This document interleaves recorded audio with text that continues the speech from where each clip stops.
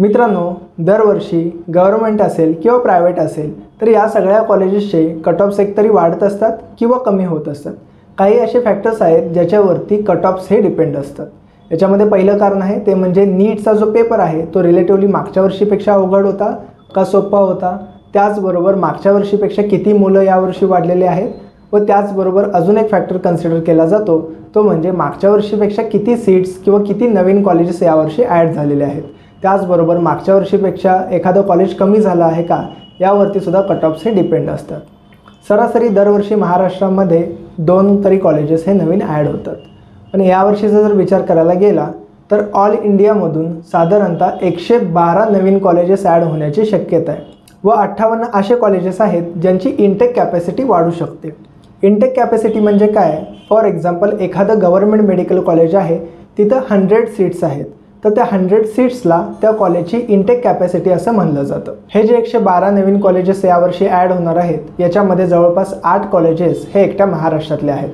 मात्र ज्या 58 कॉलेजेसमध्ये इनटेक कॅपॅसिटी वाढणार आहे अशामध्ये महाराष्ट्रातील एकाही कॉलेजचं नाव नाही।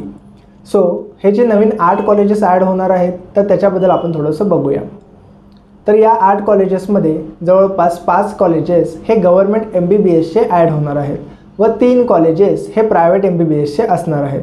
यामध्ये पहिला जिल्हा आहे तो म्हणजे भंडारा। भंडारा जिल्ह्यामध्ये याच्या अगोदर एकही गव्हर्नमेंट कॉलेज नव्हतं व एकही प्रायव्हेट कॉलेज नव्हतं। मात्र आत्ता या लिस्टनुसार एक नवीन गव्हर्नमेंट कॉलेज हे भंडारा जिल्ह्यामध्ये यावर्षी सुरू होऊ शकतं। त्यानंतर आहे नाशिक जिल्हा। नाशिक जिल्ह्यामध्ये या अगोदर गव्हर्नमेंट MBBSचं कॉलेज हे अवेलेबल नव्हतं, मात्र एक प्रायव्हेट MBBSचं कॉलेज हे तिथं ऑलरेडी सुरू आहे। पण यावर्षी एक गव्हर्नमेंट कॉलेजसुद्धा त्या ठिकाणी सुरू होऊ शकतं। यानंतर तिसरं ठिकाण आहे ते म्हणजे अंबरनाथ ठाणे। ठाणे येथे ऑलरेडी एक गव्हर्नमेंट MBBS कॉलेज हे अवेलेबल आहे व आता अंबरनाथ येथे एक नवीन कॉलेज ॲड होत आहे। यानंतर चौथा जिल्हा आहे तो म्हणजे बुलढाणा। बुलढाणामध्ये याच्या अगोदर एकही गव्हर्नमेंट कॉलेज नव्हतं व एकही प्रायव्हेट कॉलेज नव्हतं, मात्र यावर्षी नवीन गव्हर्नमेंट MBBS कॉलेज हे सुरू होऊ शकतं। त्यानंतरचा जिल्हा आहे तो म्हणजे हिंगोली। हिंगोलीमध्ये सुद्धा एकही गव्हर्नमेंट कॉलेज नव्हतं व एकही प्रायव्हेट कॉलेजसुद्धा तिथं नव्हतं, पण यावर्षी त्या ठिकाणी एक गव्हर्नमेंट MBBS कॉलेज हे सुरू होऊ शकतं। त्यानंतरचा जिल्हा आहे ते म्हणजे छत्रपती संभाजीनगर।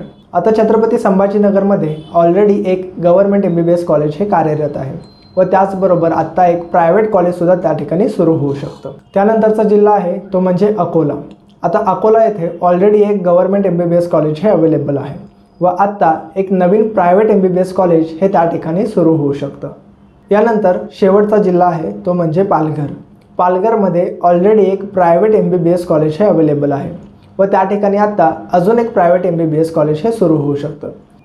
मित्रांनो, हे होते 8 असे जिल्हे ज्यामध्ये यावर्षी गव्हर्नमेंट आणि प्रायव्हेट MBBS कॉलेजेस हे सुरू होऊ शकतात। तुम्हाला जर हा व्हिडिओ आवडला असेल तर या व्हिडिओला लाईक करा, त्याचबरोबर चॅनलला सबस्क्राईब करा व अशाच इम्पॉर्टंट अपडेट्स व्हॉट्सअपवरती मिळवण्यासाठी डिस्क्रिप्शनमध्ये दिलेल्या आरंभच्या मेडिकल ॲडमिशन ग्रुपला जॉईन करा। थँक्यू।